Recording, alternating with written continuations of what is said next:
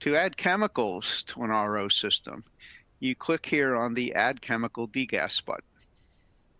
And now you have an option of several things you could do.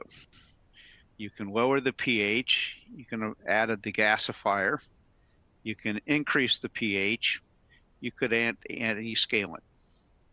Now for our design, we saw that our LSI was slightly too high, but not by much. So we're going to add an antiscalant.